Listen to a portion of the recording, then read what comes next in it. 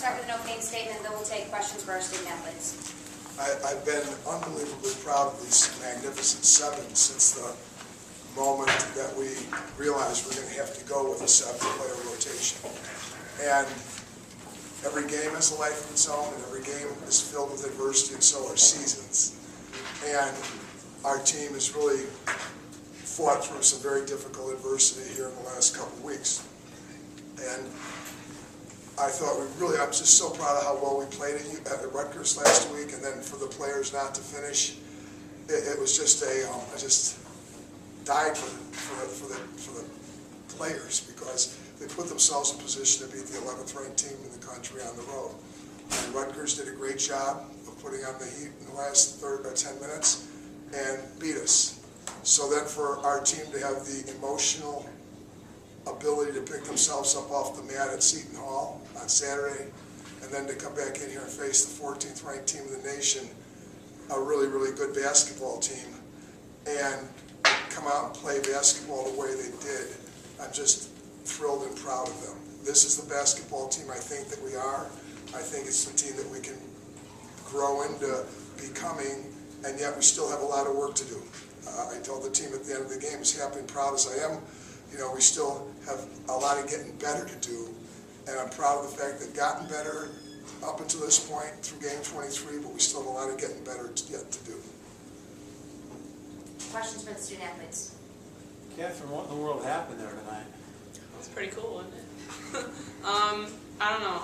I mean, we've been talking about how important it is to control the defense and defensive rebounding wins games down the stretch, and we're getting down to the stretch at the end of the season, and we know that we need to defend and rebound down the stretch, and we've been preaching it in practice, and we've got a great group of guys that comes in and plays against us, and that's just been something I've been trying to focus on. When if you get in a rut on offense, there's always rebounding to do, and Coach always says, don't want to be selfish, but rebounding is a selfish statistic that's okay to be selfish about, and so I feel like if I can go and get 20 rebounds for my team, then, expect it the next game, but that's going to help us down the stretch and, get my teammates some open looks and get some easy buckets if shots aren't falling.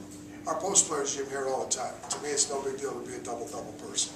If you're a rebounder and you get 10 rebounds, if you're a post player and you get 10 rebounds, 3 of them are probably going to be around the basket, so that should get you 6 points.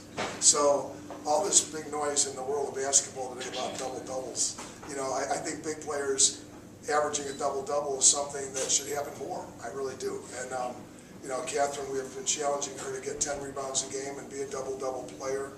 And then 2 games ago against Rutgers, she had 15.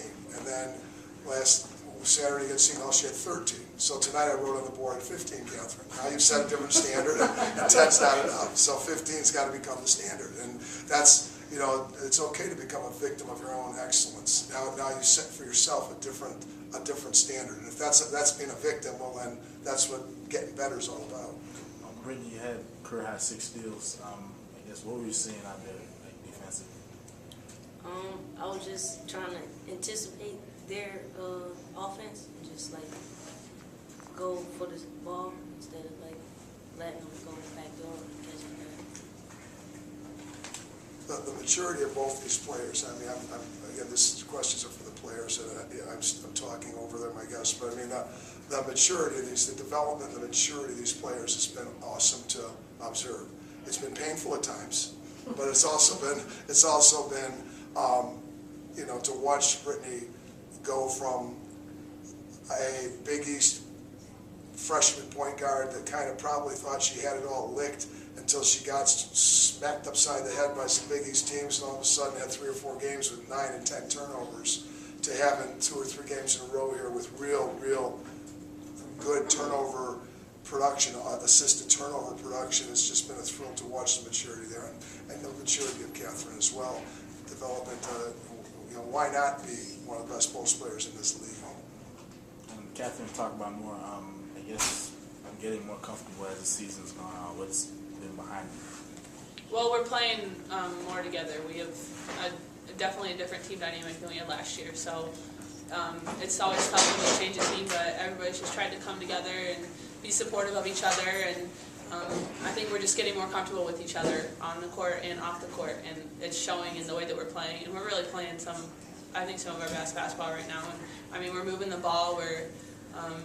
We're getting good shots. We're knowing where each other's going to go because we're starting to play with each other a little bit more. So I think just getting familiar with each other more is helping. But you know, we're going out there and trying to make plays down the stretch and get wins.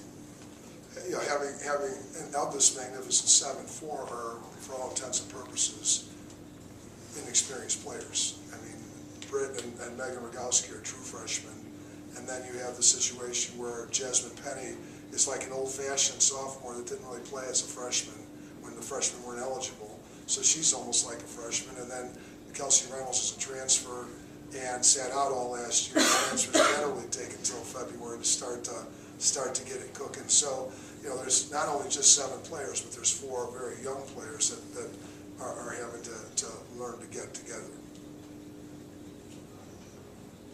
You know, a practice ago, you know, these guys have practiced tough too. They've done a great job of practicing, and their practices aren't easy.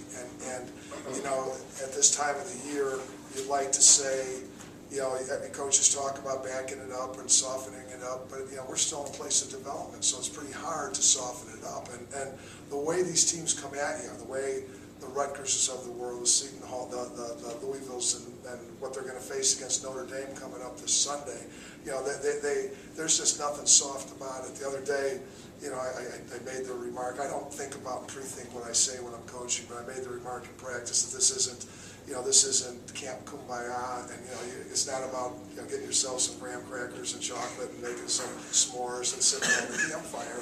I got on the bus to Rutgers and they had s'mores waiting. So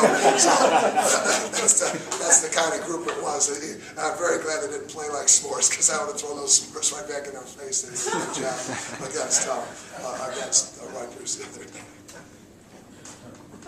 It's a very unsmore-like game tonight, Katherine and Britt. Great job. Anything else for the players?